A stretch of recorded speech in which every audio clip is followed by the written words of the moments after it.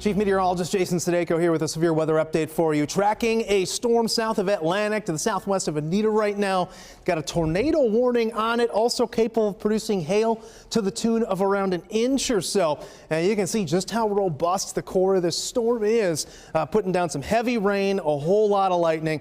Let's get to where the strongest rotation sits right now. You can see it's kind of elongated a little bit. That little patch to the southwest is where we're seeing that strongest rotation. So as we zoom in here, we'll get down street level for you.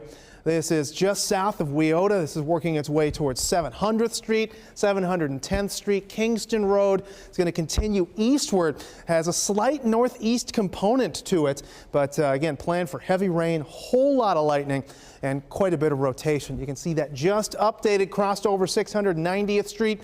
That's working its way towards 700th Street. I want to zoom out here and put a storm track on this for you, give you an idea of when it'll be where you are. These storms have slowed down a little bit. We're largely seeing these anywhere from 30 to 40 miles per hour. So as we put the tracker on here for you, we'll go around 38 miles per hour. Anita, you got 9 minutes of dare.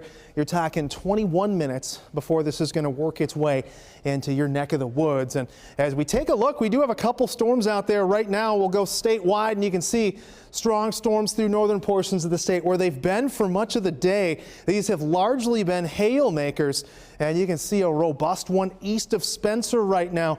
We hop back over to impacts, and we have got a decent hail core in this storm and even some broad rotation. It is slightly elevated though.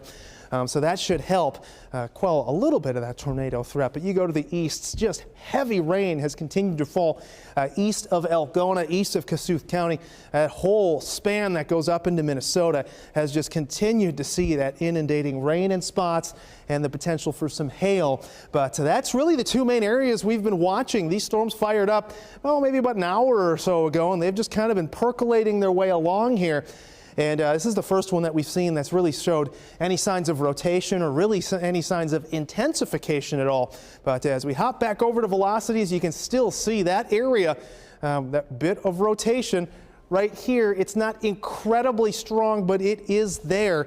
We have had some reports of even funnels on this, so we'll stay on with you here as we work our way towards the expiration of this. You can see another uptick in the inflow with that storm, and as we look at how long this warning goes, that's going to go until 9:45. Again, that doesn't mean tornadic conditions are necessarily going to last that long, but we'll at least have a chance if that rotation can stay strong enough. And Ann, it looks like you've got a storm track up there for you. Can let people know when it'll be in their neck of the woods? Yeah, so I just did this track moving to the northeast at about 60, 65 miles per hour. So moving pretty quickly here. Anita, in the next 4 minutes, you're included in that tornado warning. So hopefully you're already in the lowest level of your home, basement, storm shelter if you have one. Adair in about the next 10 minutes, Casey in the next 15 minutes, and then Menlo in about the next 20 minutes or so. Same for Guthrie Center, and then Stewart in the next 25 minutes. So it'd be moving into southern portions of Guthrie County if it holds together, and northern portions of Adair County as well as the storm continues to push off to the north and to the east here. So as Jason mentioned, we've kind of been watching it. It has quite a bit of lightning on it, so that means it has been kind of intensifying here. You can see the back edge of this storm with all of the lightning, where probably the strongest portion of this storm is, at least for the time being. So we'll put on the lightning tracker here for you, give you an idea of how many strikes here. Between these two cells, just over 400 strikes. So pretty intense with the lightning, of course, heavy rain as well, and then the potential for hail as well. The purple colors that you see here, I'll zoom in, give you an idea of just how strong or how big this hail is, about an inch in diameter or so. That'd be coming right over Anita here. Adair, you'd be next in line as well, so hopefully you have your car inside, anything outdoors that you don't want to get ruined. Bring that in ahead of this storm.